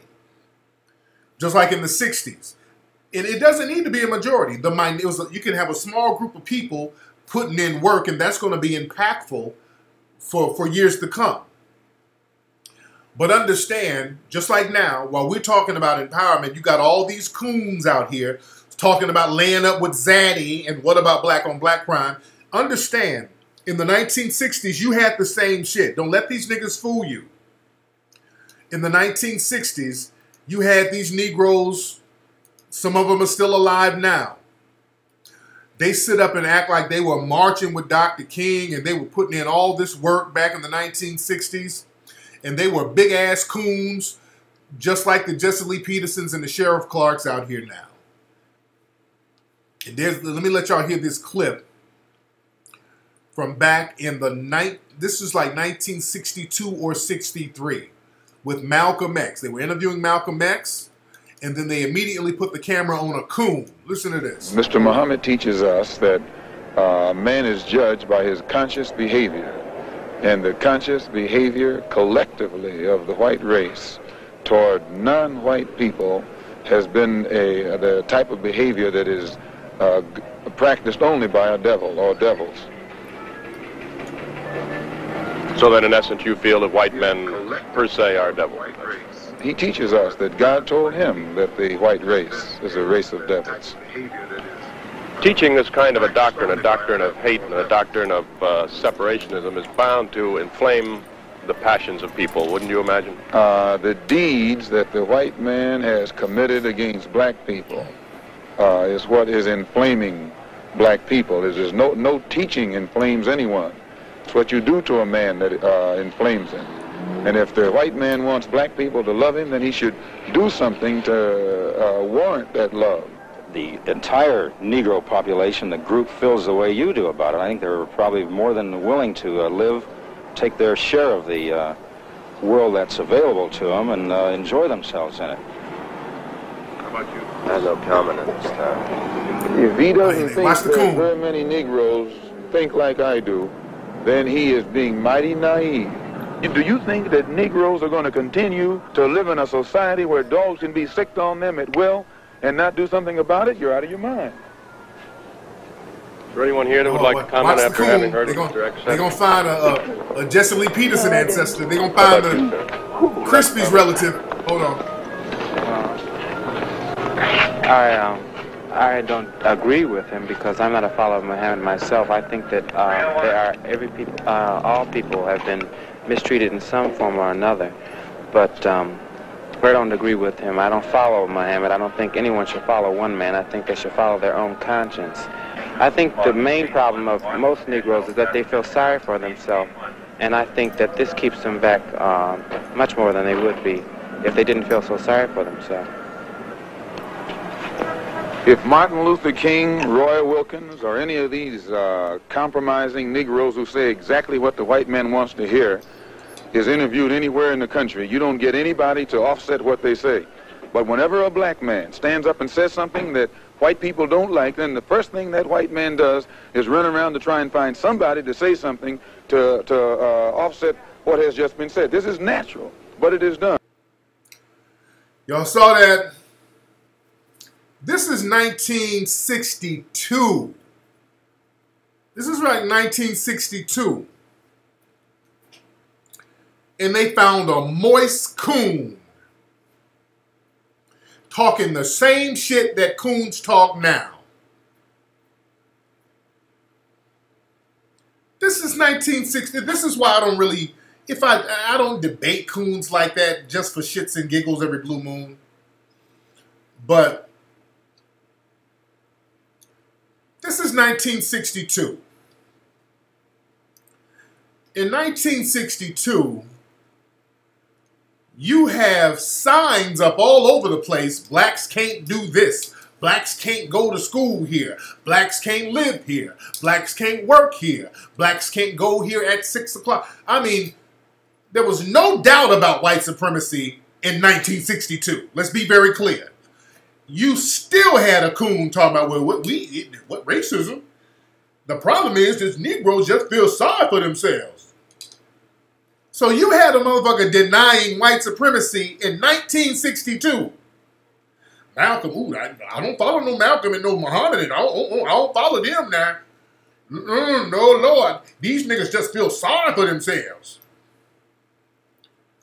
I mean, there's just racism, white supremacy was undeniable. It's undeniable now, but they wore it on their sleeves back in 1962. So this just shows you, this is why it's pointless to argue back and forth with a coon. Because the coons know they're full of shit. Let's be very clear. That dude knows he's full of shit. The coons know that they're full of shit. You understand? And coons are nothing new. They've been cooning for decades. They know what white mommy and white daddy wants to hear. You dig? And that sounds like the coon talk all these niggas be talking about now. And understand this. Remember, Malcolm's name lives on. Malcolm's spirit lives on. Coonin dies right where you are. That's why nobody remembers that coon. Nobody knows who he is. And that's what you are. A coon is a roach. When you die, you're just insignificant. That insignificant coon, nobody knows who he is. Nobody knows. Nobody gives a shit. You dig? Speaking of coons, have y'all seen the new Jurassic Park movie? The new Jurassic Park movie came out. My son loves that movie. I'm gonna have to go again because he's been asking to go see it again. So I'm gonna have to take all my badass kids up there. But the new Jurassic Park movie, and it's good. The visuals and all that stuff are very good in the movie. The visuals are good. How many of y'all saw the new Jurassic Park movie? Let me see who saw it. It just came out Friday. Some of y'all, you saw it? Yeah, it was pretty good. It wasn't bad at all. It's a pretty good movie. The effects were great. But it was one light-skinned brother in the movie. This real light-skinned dude. They had a light-skinned black dude. And this nigga was bucking his eyes through the whole fucking movie. Did y'all see the light-skinned nigga? That light-skinned nigga was bucking his goddamn eyes through the whole movie. So that's like the thing now. In all of these epic action movies, you know, you get the white hero and then get your little Negro coon. You're just like Star Wars, they got my man Finn running around bucking his eyes. So now they see a formula here. So now they had this light-skinned brother in here. Oh, this nigga was bucking his eyes and acting scared and screaming and shit. Oh, Lord. Why they had a light-skinned nigga doing all the bitch shit? I know y'all noticed that watching it. I'm looking at it. I'm like, oh, God. Because I got my kids in there. You know, your children, they see a person of color or a black person, they kind of see themselves a little bit. So I don't want my kids to see an image of themselves being a buck dancing fucking coon. So I got to debrief their ass after looking at this nigga cooning. So he's running through the movie. Oh, the Tyrannosaurus Rex, Lord. Ah, Lord. I mean, this nigga was bucking his fucking eyes through the whole movie. Oh, Lord, the Brontosaurus. Ah! Oh, God. Oh, they really made this nigga buck them eyes and coon. Oh, Lord. Shout out to Samuel, brother. Thanks for the Melanor Nation donation. Oh, God. And I said, okay. Really had to have a brother doing all this old shit, huh? Ooh, a pterodactyl. Ooh, Lord Jesus. Oh, the T-Rex gonna get us. Ooh. Ah! They just had this nigga trembling and, oh, God. Like, eat this motherfucker up or something. Damn. Oh, God, this nigga was cooning so much. They kept having to save him. Oh, God. So, y'all go see that. He's the Finn of the Jurassic Park franchise now. Oh, this nigga was so scary acting through the whole movie. Oh, he was so scary. And that goes back to those old racist ass movies they used to have back with Stephen Fetchit and Monton Moreland. They always have niggas running scared. Oh Lord, the ghost feet don't bear me now. They always had that shit. So now they getting back to that, and he's running. And I know this is, you know, you're running from dinosaurs, but they had this nigga screaming like a bitch. T-Rex gonna get us. Oh, fuck. Like, oh, God. Lord. Now I'm embarrassed in the movie theater. We the only black folks in there, and they got this nigga cooning it up. Damn. Oh yeah, that's the diverse cast. They gotta have a coon in there. God damn, man. But we's gonna get these dinosaurs gonna get us in a whole heap of trouble.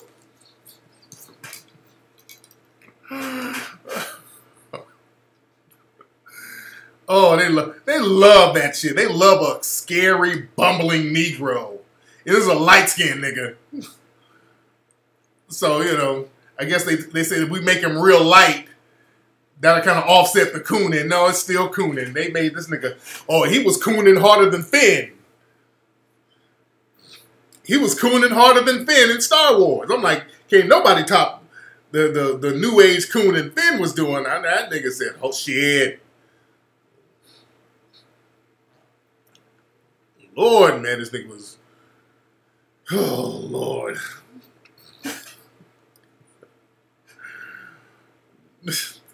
Oh, God.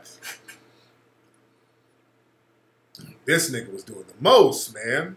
Shout out to the mods. Well, we are deep in here, man. We damn near got 4,000 folks in here. We're in here deep. Man, man, man.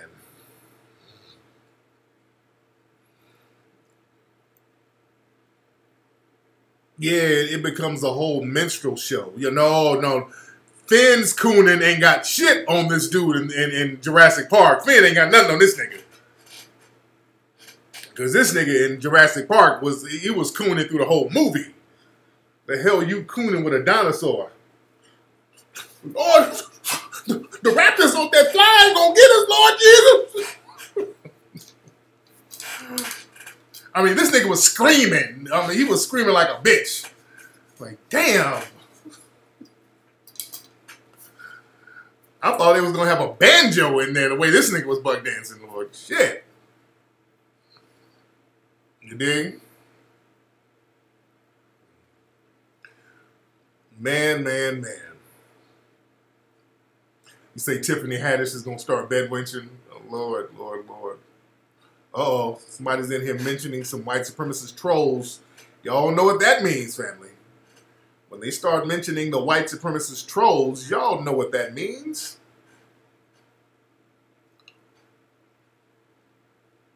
Oh yeah, the pastor, because I haven't watched The Walking Dead in a long time. That pastor on The Walking Dead, that's another thing. That's one of the reasons why I kind of stopped watching The Walking Dead. I'm tired of looking at black folks bumbling you know, there's a little bit too many buck dancing Negroes on there for me. That's why I just stopped watching Walking Dead. Then then the sisters started bedwenching and all that. I'm good. I'm good. They bedwenching, cooning. I'm tired of just seeing Negroes bucking their eyes on The Walking Dead. Is that the black pastor? Is he still alive? Did they eat his ass? The zombies get him? Because I've already felt a certain way about The Walking Dead, even in the early seasons when they had T-Dog, whatever white writers came up with that original last name, when they had T-Dog and they had that nigga bucking his eyes through the first season. I mean, oh, he was doing all that slave nigga shit. The walkers is coming.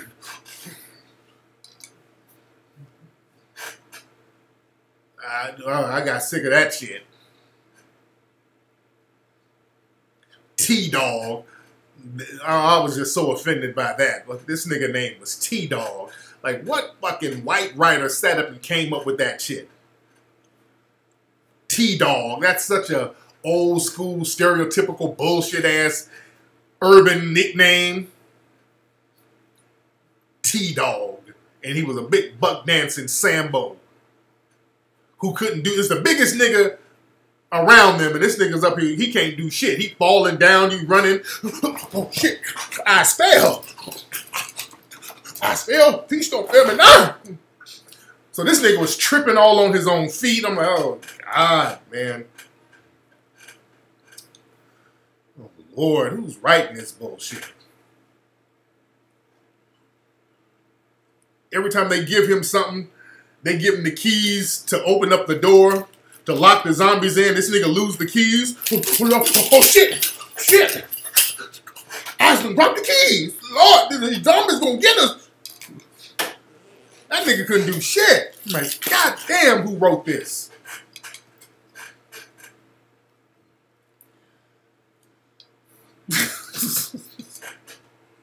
God damn. They made this nigga the biggest bumbling coon.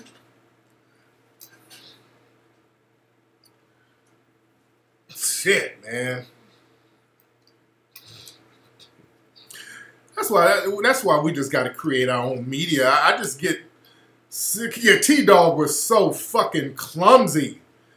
This nigga be dropping shit all the time. I'm like, man, who wrote this stuff? Who's writing this, man? Damn.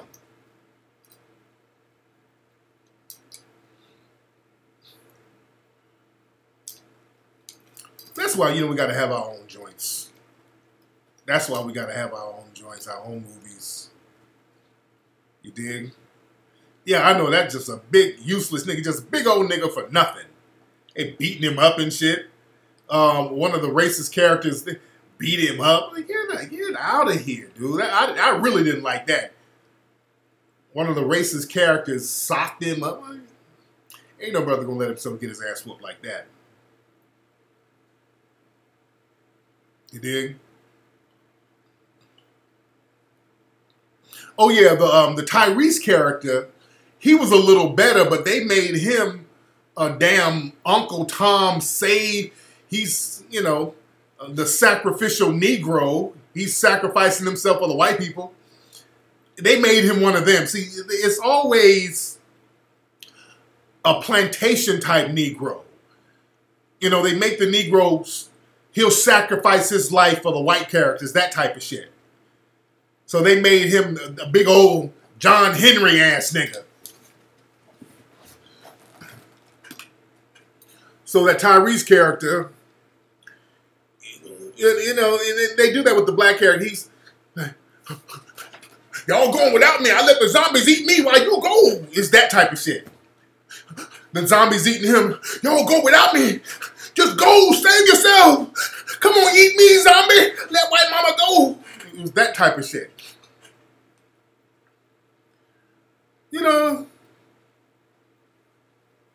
That sacrificial Negro bullshit.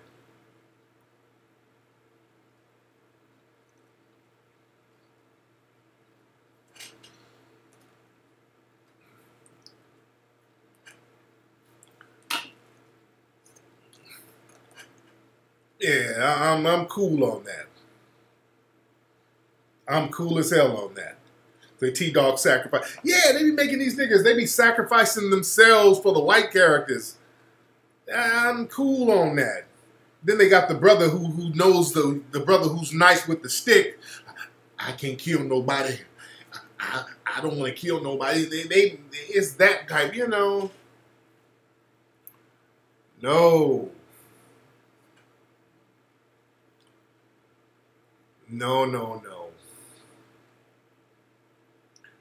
But, that's how they do. This is why we just got to have our own, we got to have our own joints, man.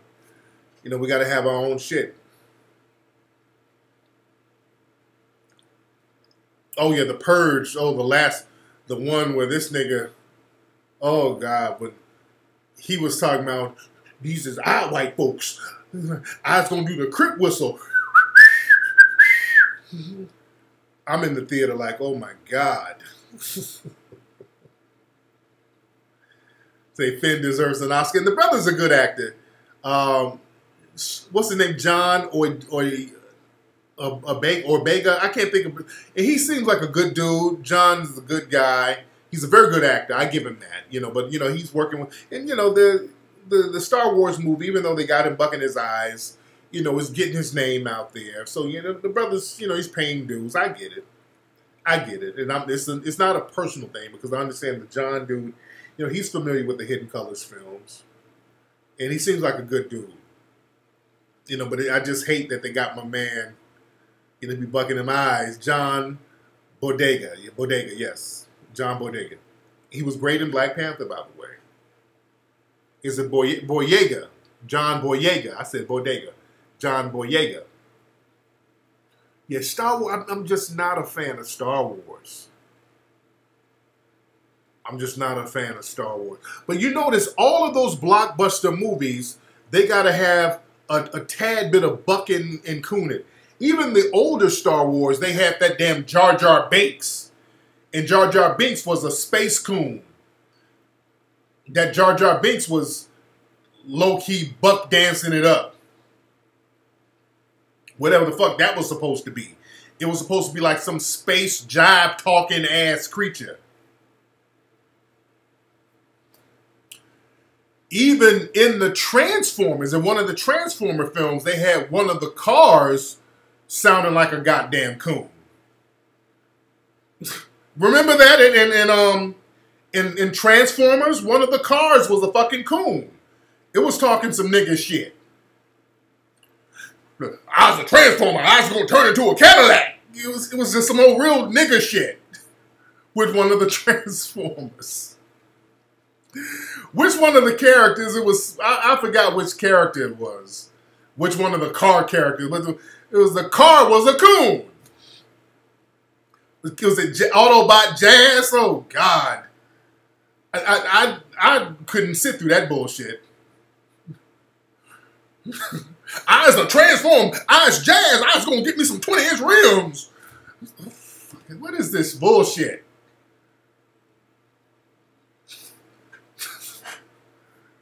Oh God, the car is a coon. Yeah, my man, who played Eddie Winslow played that character. Darius McCray is Jazz. Yeah, he played that.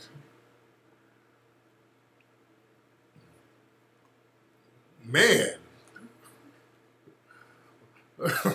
I was gonna transform into a Thunderbird. I was gonna transform to a deuce and a quarter with a diamond in the back. Everybody. Lord, Lord, Lord, I was going to transform into a Lincoln Continental. The car jive talking. Oh, God. Jazz was supposed to be black in the original cartoon. Oh, God.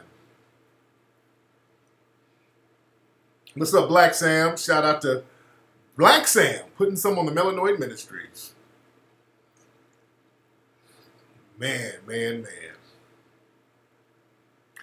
Yeah, they love their coons, man. They love a good coon. They love a jive-talking coon and a sassy mammy. They love that. Crispy's suicidal tweet is real. What? Okay, I don't even know what dude's page is. I don't know. But yo, y'all want to go see some funny cooning? Go see the new Jurassic Park. Go see that. So I was gonna turn into a Geo Tracker. I was gonna turn into a Suzuki Samurai, like back in the day. Man. You say Crispy's threatening suicide. Oh, Lord, don't make me get the puppet. Don't make me get the puppet. Anyway, let me go. Let me get in here, man. I got work to do. I gotta get my week scheduled.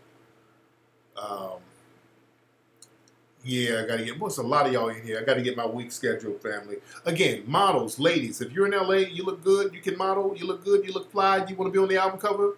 We're doing our album cover this week for the Mink Slide. Email me.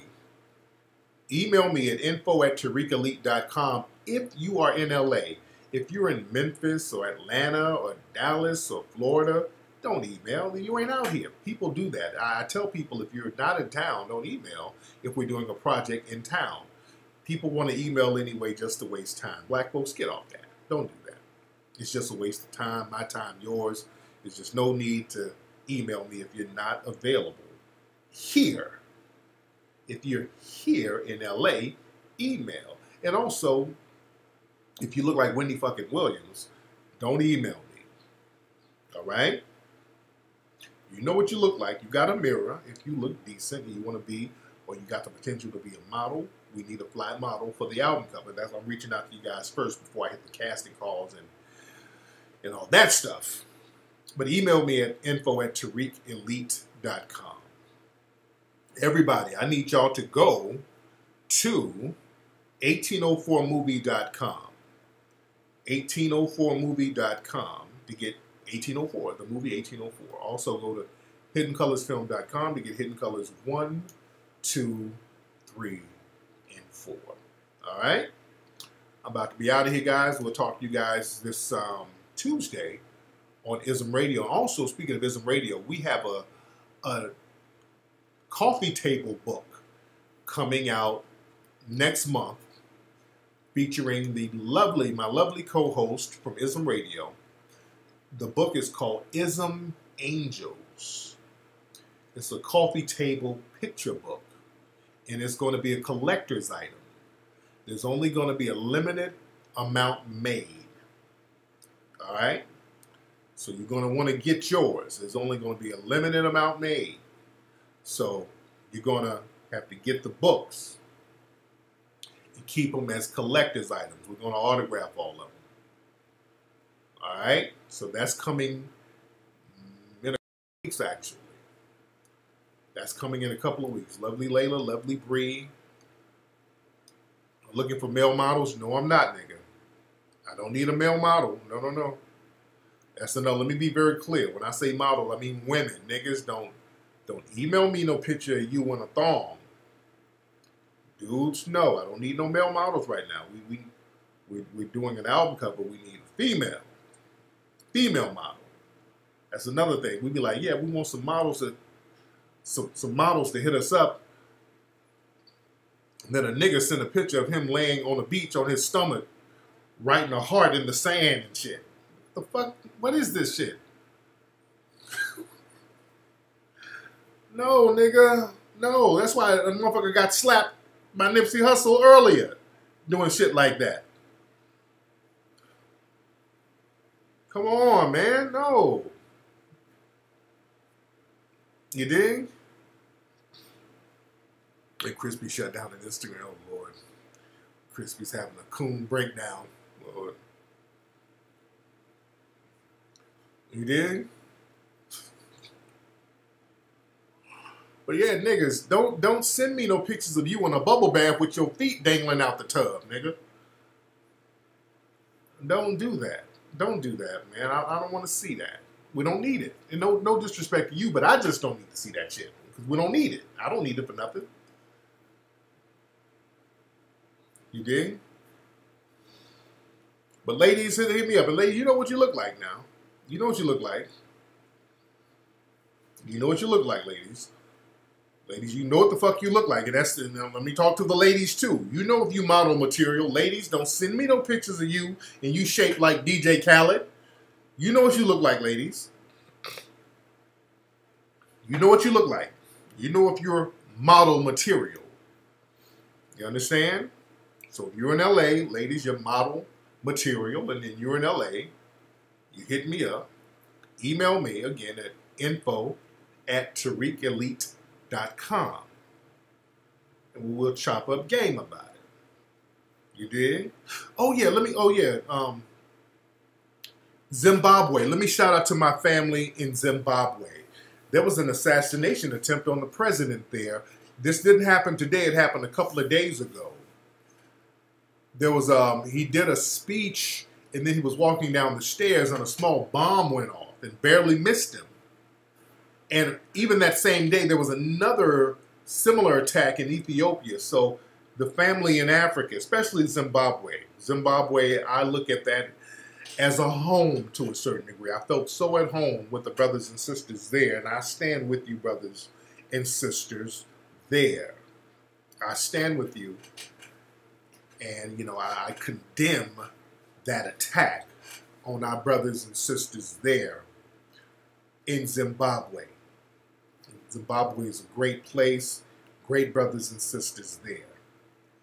So, you know, I wish and I send the spirit of Ogun and the spirit of protection to our brothers and sisters there in Zimbabwe.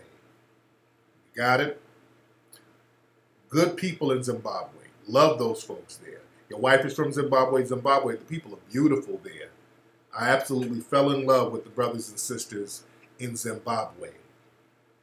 Wonderful, wonderful folks. You dig? Yes, that sound there. Somebody said some CIA shit. Sound like they're trying to destabilize the region. Real talk. That's why I wasn't mad at Mugabe. Mugabe kept a lot of the bullshit out. You see, this is why the new president, you know, I know he wants to get more trade going on, and the new president was kind of on that kumbaya, and there's a reason why you can't be on that. There's a reason why you can't be on that. You can't just open the doors to folks like that. You open the doors to them jackals, them economic hitmen who come in there, them economic hitmen who come in there and try to sabotage and destabilize the region. That's why Mugabe was on their ass so heavy. You understand? You got to be on their ass. You got to let folks know that your country ain't to be fucked with like that. You understand? So, you know, shout out to the family there. And again, we pray for their protection. We hope everybody's going to be fine there. You dig? Anyway, let me get out of here, guys. Again, go to hiddencolorsfilm.com, 1804movie.com. Ashe.